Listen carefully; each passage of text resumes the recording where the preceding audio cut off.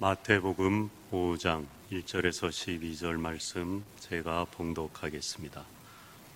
예수께서 무리를 보시고 산에 올라가 앉으시니 제자들이 나아온지라 입을 열어 가르쳐 이르시되 심령이 가난한 자는 복이 있나니 천국이 그들의 것이며 애통하는 자는 복이 있나니 그들이 위로를 받을 것이며 온유한 자는 복이 있나니 그들이 땅을 기업으로 받을 것이며 의에 줄이고 목마른 자는 복이 있나니 그들이 배부를 것이며 긍휼히 여기는 자는 복이 있나니 그들이 긍휼히 여김을 받을 것이며 마음이 청결한 자는 복이 있나니 그들이 하나님을 볼 것이며 화평하게 하는 자는 복이 있나니 그들이 하나님의 아들이라 일컬음을 받을 것이며 의를 위하여 박해를 받은 자는 복이 있나니 천국이 그들의 것임이라. 나로 말미암아 너희를 욕하고 박해하고 거짓으로 너희를 거슬러 모든 악한 말을 할 때에는 너희에게 복이 있나니 기뻐하고 즐거워하라. 하늘에서 너희의 상이 금이라. 너희 전에 있던 선지자들도 이같이 박해하였느니라. 아멘. 하나님 아버지, 오늘도 저희들의 심령에 흐르는 은혜가 입술로 고백되어지고 하나님께 영광 돌리게 하시니 감사합니다. 이른 아침 새벽을 깨우는 천사들의 합창으로 하나님께 올려드린 찬양 기쁘게 받으시고 우리의 심령에도 기쁨과 은혜가 충만하게 하여 주시옵소서. 예수님 이름으로 기도하옵나이다. 아멘. 너무나 익히 기독교인이라면 자다가도 알고 또 외우기도 하는 팔복에 복이 있나니 계속해서 말씀하고 있습니다. 옆에 분들하고 한번 인사하시죠. 복이 있으십니다. 복이 있나니 말씀하셨는데 오늘 여러분에게 이 산상수훈 팔복에서 주시는 복이 넘치시기를 바랍니다. 복음서를 우리가 마태복음을 통해서 이 땅에 임한 하나님의 나라, 그 하나님 나라 예수님의 사역을 쫓아가며 은혜를 나누고 있는데 예수님은 복음을 선포하시고 병을 고치시고 약하고 어그러진 것들을 회복시키심으로 하나님의 나라를 이 땅에 말씀으로만이 아니라 행동으로 친히 보여주셨습니다. 오늘 가르침으로써 그 하나님의 나라를 우리에게 보여주고 있습니다. 하나님 나라 백성으로서 어떻게 살아야 하는지를 말씀하고 있습니다. 크게 두 가지예요. 하지 말라, 하라. 노하지 말라, 악한 자를 대적하지 말라, 비판하지 말라. 이제 우리가 이런 것들을 큰 묶음으로 묶어서 이 가르침을 살펴보려고 합니다. 관계죠. 비판하지 말고, 화내지 말고, 악하다고 나한테 좀 잘 못한다고 대적하지 말라, 하지 말라. 그 다음에 외식하지 말라. 구제할 때도 그렇고, 기도할 때도 그렇고, 금식할 때도 남한테 보이려고 하지 말라. 신앙생활에 하지 말라는 말씀이죠. 하라, 원수를 사랑하라. 먼저 그의 나라와 그의 의를 구하라. 하나님 나라를 추구하라는 거죠. 그리고 마지막으로 행하라. 이것을 이제 우리가 다음 주부터 계속 살펴볼 텐데 오늘 첫 시간 팔복입니다. 좀 전에 우리가 하지 말라, 하라 살펴본 것들 까딱하면 이게요, 율법이 됩니다. 오늘 말씀에도 심령이 가난해야 천국을 얻게 되고 애통해야 위로를 받게 되고 화평하게 해야 하나님의 아들이라 일컬음을 받고 또 내 행위 율법으로 구원을 받고 인정을 받고 위로를 받게 된다는 율법이 되기가 쉬워요. 그렇지 않습니다. 율법은 우리가 의롭다함을 얻도록 우리를 그리스도께로 보내며 그리스도는 우리가 거룩하게 되도록 우리를 율법에게로 보낸다. 구약의 율법이 필요해요. 예수님도 율법을 폐하러 온 게 아니라 완성하러 오셨다고 분명히 말씀하셨습니다. 그러나 율법은 우리가 좀 전에 나눈 존 스토트의 말처럼 그리스도의 은혜로 가는 길이라는 거예요. 그리고 나서 우리가 그리스도 안에 자유를 누리고 하나님의 나라 그것을 경험하면 거룩하게 되도록 다시 율법에게로 간다는 거예요. 여기에서 주안점은 율법에 있는 게 아닙니다. 심령이 가난해야 천국을 얻고 애통해야 위로를 받고 마음이 청결해야 하나님을 보고 조건절이 아니라는 겁니다. 이미 하나님의 자녀가 되고 그리스도의 은총을 맛본 사람, 그 마음에 자리 잡은 하나님 나라의 법이 그로 하여금 그렇게 하도록 만든다는 거예요. 결국은 여기에서 말하고자 하는 건 행위가 아닙니다. 그 이전에 마음, 예수님이 내 안에 거하시는 그 가난한 심령, 그 마음에서 이 모든 것들이 비롯된다는 거예요. 그게 복이라는 것입니다. 로이드 존스 목사님이 이 산상수훈 강해를 하면서 이 팔복은 한 기독교인의 전체적인 성품이다 그랬습니다. 은사처럼 누구는 심령이 가난하고 누구는 온유하고 누구는 애통하고 그렇게 따로따로 하나씩 주어진 영적인 자질이 아니라는 거예요. 조금 더 믿음이 진보한 사람은 한 네 가지, 5가지를 가졌고 아직 초심자는 한 가지밖에 못 가졌고 그런 뜻이 아니고 그리스도인이라면 누구나 하나님의 은혜를 맛본 사람이라면 누구나 다 그 한 인격 안에 온전히 갖추어야 될 성품이라는 것입니다. 그 중에 먼저가 가난한 심령이에요. 심령이 가난한 자는 복이 있나니 천국이 그들의 것이며 여러분 가난한 심령이 되셔서 천국을 누리시기를 바랍니다. 클라렌스 조던이라는 사람이 백인 우월주의와 이런 거에 반대해서 흑인과 백인이 함께 생활하는 재산을 공유하는 공동체 농장을 세웠습니다. 금전적 가난과 영적 가난 중 무엇을 의도하셨다고 생각하느냐는 질문을 그에게 던졌어요. 무슨 얘기냐? 누가복음에 보면 이 팔복이 사복으로 나오는데 거기에는 심령이 빠져 있습니다. 가난한 자는. 그래서 많은 주석가들이 이 두 개가 하나이기도 하고 두 개이기도 하다. 그렇게 크게 해석을 합니다. 그래서 어떤 게 먼저고 어떤 게 나중이냐? 예수님이 정말 하고자 했던 말씀은 무엇이냐? 누가복음을 더 선호하는 사람들은 가난한 물질적 가난을 말한 거다. 마태복음의 말씀을 더 선호하는 사람들은 아니다. 영적인 가난, 마음의 가난을 말씀하신 거다. 지금도 논쟁이 되고 있어요. 그걸 물은 겁니다. 금전적 가난과 영적 가난 중 예수님은 이 팔복에서 무엇을 말씀하고자 하셨겠습니까? 그의 대답입니다. 돈이 많으면 10년의 가난함을 말할 것입니다. 돈이 없으면 물질적 가난함을 말할 것입니다. 부자들은 마태의 하나님께 감사할 것이고 가난한 이들은 누가의 하나님께 감사할 것입니다. 나는 가난할 필요가 없다. 왜? 내 영혼이 이미 가난하니까. 내 영혼은 가난할 필요가 없다. 왜? 나는 이미 물질적으로 가난하니까. 스스로를 합리화하고 정당화하는 태도에 머무를 것입니다.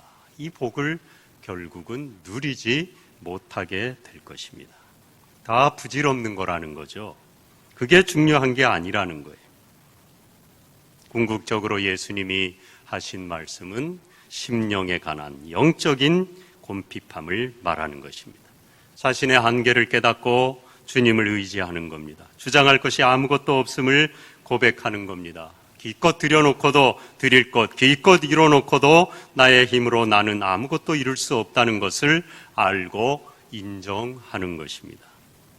내가 할 수 있는 건 단 하나, 하나님의 자비를 구하는 것. 그걸 알고 인정하고 고백하는 게 가난한 심령이에요. 하나님은 자신을 가장 필요로 하는 곳에 계신다. 하나님을 가장 필요로 하는 곳, 가난한 사람의 마음이에요. 심령이에요. 주님의 은혜가 아니면 내가 살 수 없습니다. 이 심령이 가난한 자가 복이 있는데 천국이 그들의 것이래요. 천국을 소유하는 길, 천국 백성이 되는 길, 천국을 누리는 길 단 하나예요. 돈 주고 살 필요도 없습니다. 내가 주님께 대단한 걸 드려서 주님이 그걸 주는 게 아닙니다. 드릴 것도 없습니다. 이룰 것도 없습니다. 할 것조차 없습니다. 다 주님의 은혜에 달려 있습니다. 나는 오직 주님의 은혜를 구합니다. 그 가난한 심령, 낮은 마음에 천국이 임하는 거예요. 이 땅에 우리 교회 여러분 가정 심령에 이 천국이 임하시기를 축복합니다. 계속해서 예수님이 팔복을 말씀하시는데 그 다음에 뭔가요? 애통. 이거 외우기 쉬운 방법 아마 그렇게들 외우시겠죠? 첫 글자만 따서 외우면 돼요. 시험 공부할 때처럼 심에 온의 극마화의. 그러면은 그냥 쭉 엮여서 나와요. 앞자만 알고 있어도. 그 다음에 애통하는 자예요. 애통하는 자는 위로를 받는다고 말씀하셨습니다. 시편 119편 136절에 그들이 주의 법을 지키지 아니하므로 내 눈물이 시냇물같이 흐르나이다. 자기의 죄 때문에, 자기의 연약함 때문에, 어떤 고통과 아픔 때문에, 가족의, 이웃의, 교우들의 아픔 때문에 애통하는 거예요. 눈물 흘리는 겁니다. 아픈 마음으로 주님께 나와 기도하는 겁니다. 또 민족의 죄와 죽어가는 영혼들을 바라보고 내 눈물이 시냇물같이 흐르나이다. 이렇게 애통하는 사람에게 하나님의 위로가 주어져요. 위로를 경험하는 길은요, 딱 하나예요. 애통하면 됩니다. 제가 한두 번 말씀드렸는데 결혼을 놓고 기도하는 분들, 특별히 남자들, 여자들은 모성애가 있기 때문에 남자가 번듯하고 미래가 창창하고 그래서도 결혼을 결심하겠지만요, 좋은 방법 하나 있다 그랬죠? 이렇게 안 돼 보이면 돼요. 그러면은 이 여자들은 모성애가 있기 때문에 내가 아니면 저 남자 누가 살아주나, 그렇게 해서 많이들 결혼을 해요. 그 다음에 잘 사는지 못 사는지는 제가 모르겠어요. 그것까지는 알 필요 없고 그렇게들 많이 결혼을 합니다. 저는 어떻게 결혼을 했는지 상상에 맡기겠습니다. 위로는 누가 얻느냐? 애통한 사람. 그럴 때 그 안 돼 보이는 눈물 흘리는 그 모습에 하나님이 찾아오시는 거예요. 고만 울어라, 고만 애통해라. 내가 대신 울어줄게. 그래서 주님이 이 땅에 오셔서 우리를 위하여 우신 겁니다. 피와 눈물까지 다 쏟으신 거예요. 여러분, 어떡하든지 아픔이 있고 고통이 있으면 주님 앞에 나와 우십시오. 그러면 거기에 하나님의 크신 은혜가, 위로가 임하는 것입니다. 그 다음에 온유한 자는 복이 있나니 땅을 기업으로 받는다 그랬습니다. 자메이카의 한 선교사가 거기 원주민 한 소년에게 물었어요. 온유한 사람은 누구를 말하는 것 같으냐? 그야. 거친 질문에도 부드럽게 대답해주는 사람이죠. 참 맞는 말 아닙니까? 목소리가 커야 이기는 이 세상에서 스스로 연약함을 택하는 삶, 목소리를 죽이고 낮추는 삶, 그게 온유한 자예요. 다른 말 필요 없어요, 여러분. 상대방이 나에게 좀 거슬리는 말을 해도요, 참 사람이 나도 같이 그렇게 상대하고 대응하기 쉽지만 잠깐 물러서서 주님을 기억하고 그렇게 조롱하고 채찍질하고 침뱉고 십자가에 못 박고 신문하는 자들 앞에 도수장으로 끌려가는 어린 양처럼 잠잠하신 그 주님의 온유함을 배워야 되는 겁니다. 그거는 누가 무슨 말을 하든지요, 부드럽게 응대하는 겁니다.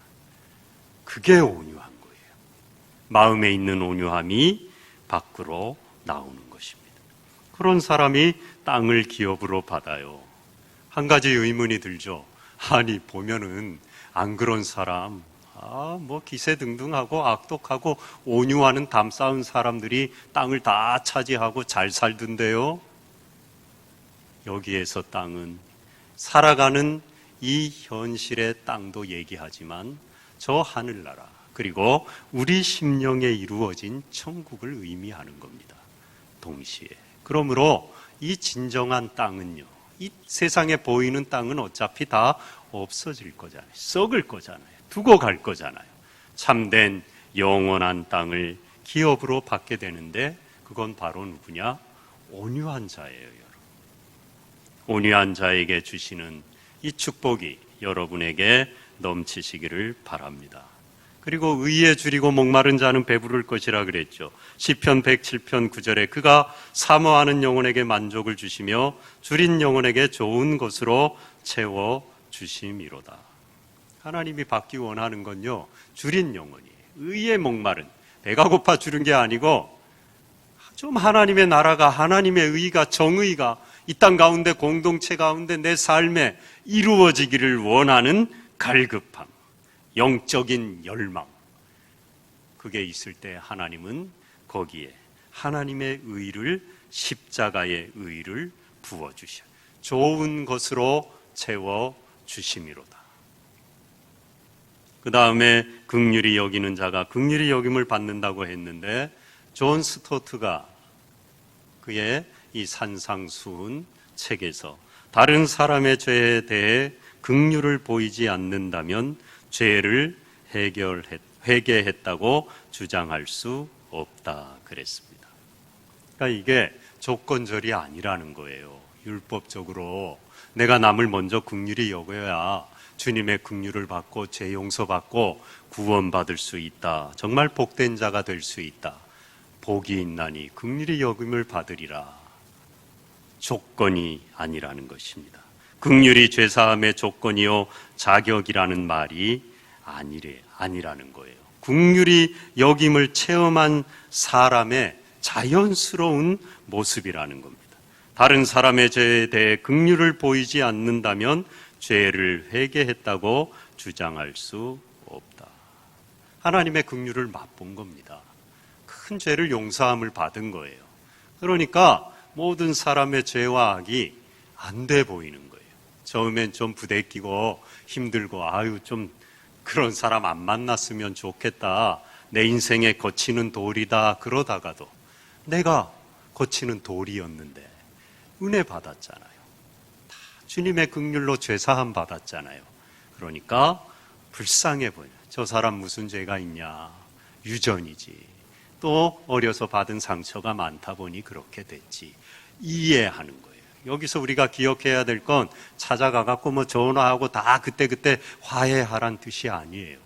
그 마음을 먼저 품으라는 겁니다. 긍휼을 여기는 마음을 가지라는 거예요. 내가 그 주님의 마음을 받았기 때문이에요.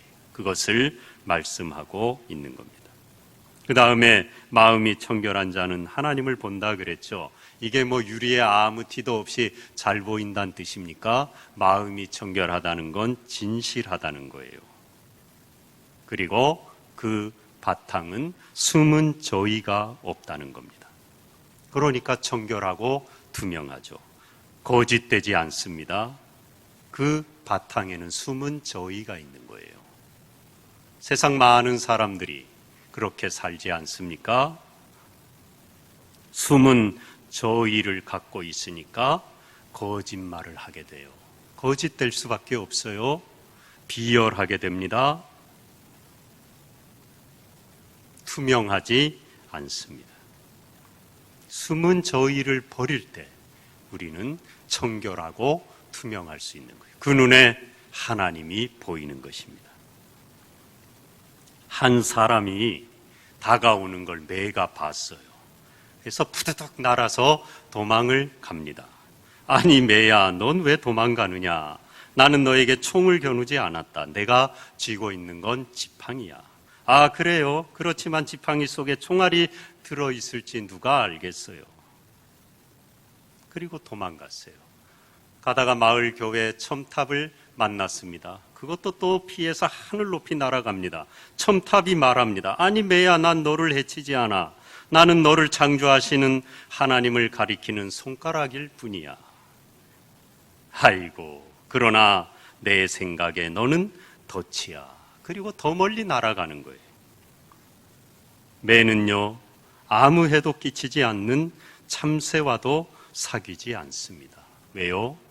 미끼일지도 모르기 때문이에요. 자기가 숨은 저희를 갖고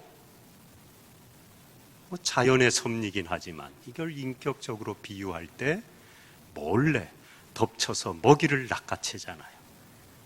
숨은 저희를 갖고 있으니까 모두가 그렇게 보이는 겁니다.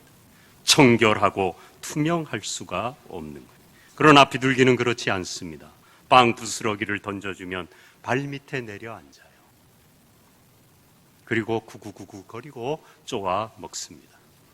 교회 첨탑 위에서 쉬기도 합니다. 안식일의 종소리도 비둘기에게는 공포가 아니라 합창을 시작하라는 신호로 들리는 거예요. 매는 그럴 수가 없는 거예요. 숨은 저희를 갖고 살아가기 때문에. 그런 사람은 하나님을 볼 수 없어요. 매는 교회 십자가 첨탑도 덫으로 보잖아요. 지팡이를 든 신사도 총을 겨눈 사람으로 보잖아요. 이 창조 세계의 아름다운 것들을 투명한 눈, 청결한 마음으로 보고 누리지 못하는 겁니다. 그런데 마음이 청결한 사람, 있는 그대로 다른 의도를 갖지 않고 살아가는 사람, 그 사람은 하나님을 보는 거예요.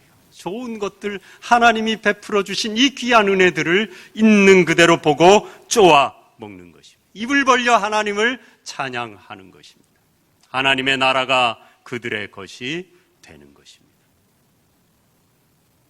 창조 세계 속에서 그때그때 주시는 은혜를 포착하며 살아가는 겁니다. 하나님을 본다는 게 뭡니까? 하나님이 주신 은혜를 누린다는 거예요. 결국 그것은 하나님 자신을 송두리째 내 안에 모시는 겁니다.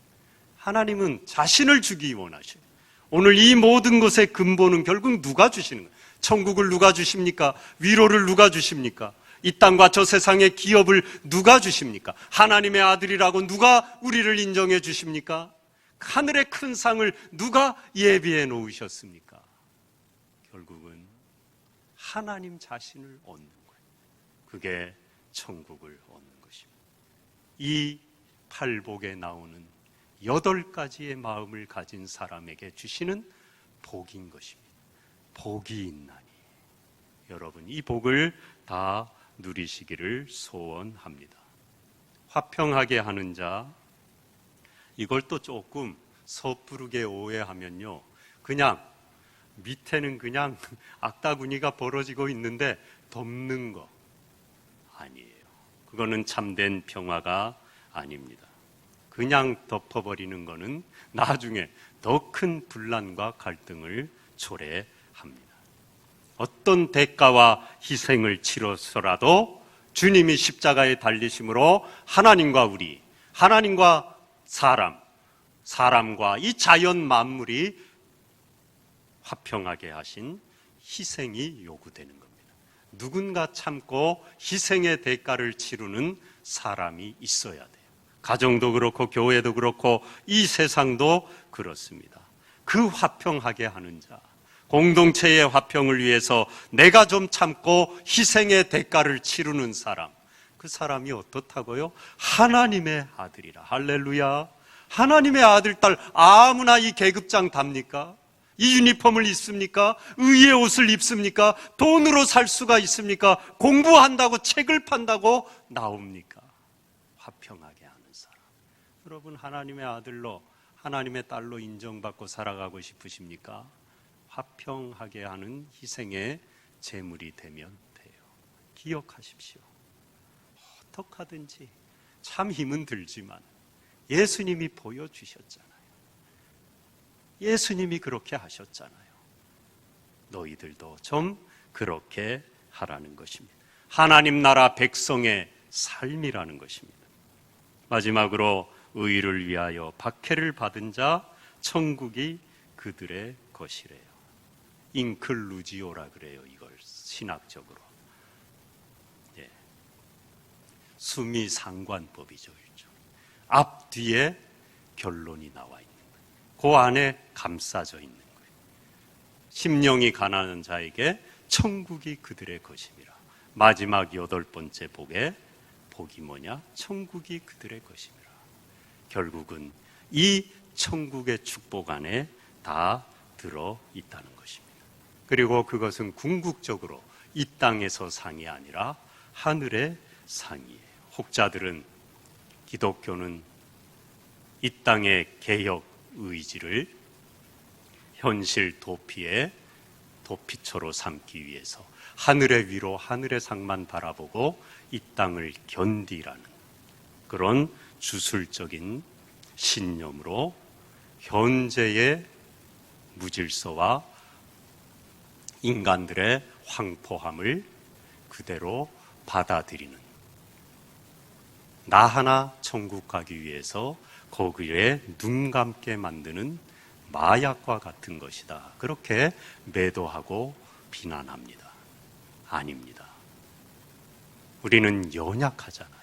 그렇기 때문에 이렇게 하나님 나라 백성으로, 가난한 심령으로, 온유한 마음으로, 청결한 마음으로 긍휼히 여기고 화평하게 하고, 그러다가 박해를 받을 때가 있잖아요. 안 들어야 될 소리를 듣고 억울한 말을 들을 때도 있고, 남이 안 알아줄 때도 있고, 속상할 때도 있고, 그렇게 하다 보니 좀 손해보고, 남들은 다 잘 되는데 나는 안 될 때도 있고, 남은 새치기를 해서라도 차지할 걸 다 차지하는데 나는 이 하나님 나라 백성의 질서를 그대로 지키고 살아야 되다 보니 새치기 당하고 바보 소리 들으며 손해볼 때가 있더라는 거죠. 그때 우리를 끝까지 이 진리의 길을 지키게 하는 게 뭡니까? 하늘의 상이잖아요. 이 땅의 상을 바라보면 그렇게 살 수가 없잖아요. 모두 내팽겨쳐 버릴 겁니다. 그런데 우리는 마음 깊은 곳으로 회심의 미소를 지어요. 그래, 지금은 그렇지, 조금 있어봐라. 죽어서 보자 이제. 여러분, 이게 단순한 보상의 논리로 이 땅의 개혁 의지를 말살하는 그런 위무에 지나지 않습니까? 아니죠. 이 땅의 고통과 억울함을 견딜 수 있게 하는 하나님의 은혜인 거예요. 하나님의 보상인 겁니다. 그래서 천국을 바라보는 신앙, 하늘의 위로를 기다리는 신앙, 하늘에 가서 하나님이 안아주시고 씌워주실 면류관을 바라보고 현재의 고통을 견디는 신앙, 귀한 거예요. 천국 신앙인 것입니다.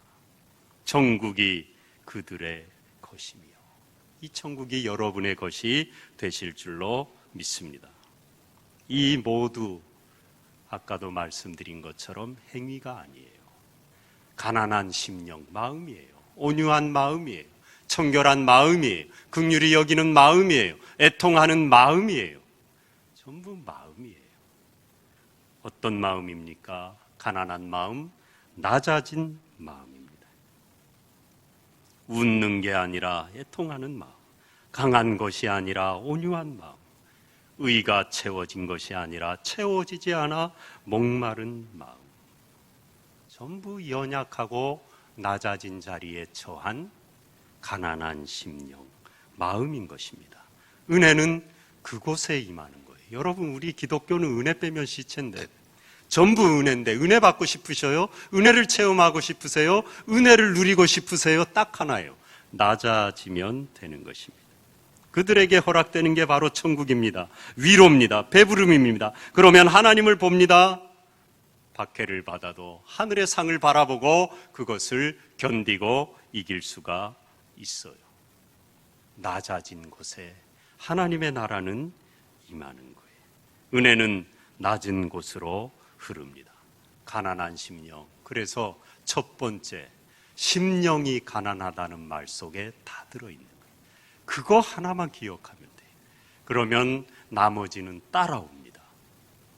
애통한 거, 온유한 거, 의에 줄이고 목마른 거, 긍휼히 여기는 마음, 청결한 마음, 낮아진 마음에 이루어지는 마음들이에요. 하나님 나라 백성 그리스도인은 낮은 마음에 임하는 천국을 누리는 삶입니다. 하나님을 선물로 받고 그 선물을 부둥켜 안고 날마다 기뻐하는 삶이에요. 천국이 그들의 것임이라. 그 천국 때문에 기뻐하고 즐거워하는 삶이에요. 그것이 바로 우리 안에 임하신 하나님의 나라를 보여주는 삶입니다. 예수님의 인자한 자비하신 그 얼굴을 이 세상에 비춰지는 삶이에요. 세상은요, 그 누가 뭐라 그래도 기독교인들을 바라봅니다. 아무리 비판하고 그래도 그것은 기대를 하고 있다는 반증이에요. 다른 종교들 거도 뭐 비판받을 때도 있지만 기독교 같지 않아요. 다 묻히고 잘못해도 그냥 입에 거품 물고 말하는 사람 별로 없어요. 그런데 교회만 뭐 조그만 잘못 해보십시오. 왜 그렇게 거품을 뭅니까? 그만큼 기대한다는 거예요. 뭘 기도합니까? 오늘 본문의 말씀 산상수훈의 첫 번째 팔복. 그리스도인이라면 가난한 심령으로 살아야 되지 않겠느냐? 애통해야 되지 않겠느냐? 온유해야 되지 않느냐? 의에 줄이고 목말라야 되지 않느냐? 긍휼히 여겨야 되지 않느냐? 마음이 청결해야 되지 않느냐? 화평하게 해야 하지 않느냐? 박해를 받아도 믿음으로 견뎌야 되지 않느냐? 왜 그렇게 하지 않느냐? 보여달라는 겁니다. 하나님 나라 백성을 예수님은 나라를 이 땅에 가지고 오셨어요. 병을 고치고 많은 이적을 통해 그 나라를 보여주셨어요. 그리고 선포하셨습니다. 가르치셨습니다. 오늘 산상수훈 첫 번째 팔복을 통하여 내가 이 땅에 가지고 온 그 하나님의 나라를 너희들이 보여주라는 것입니다. 그런 자에게 주시는 그 은혜와 사랑 내가 다 예비해 놓고 있다는 거예요. 부어주겠다는 거예요. 은혜는 낮은 곳으로 흘러요. 심령이 가난하면 돼요. 여러분, 그 가난한 마음, 예수님 처음 믿었을 때 그 감격스러운 마음 다시 회복하시고 그 마음에 부어주시는 하나님의 은혜가, 천국이, 위로가, 응답이 충만하시기를 축복합니다. 기도하겠습니다.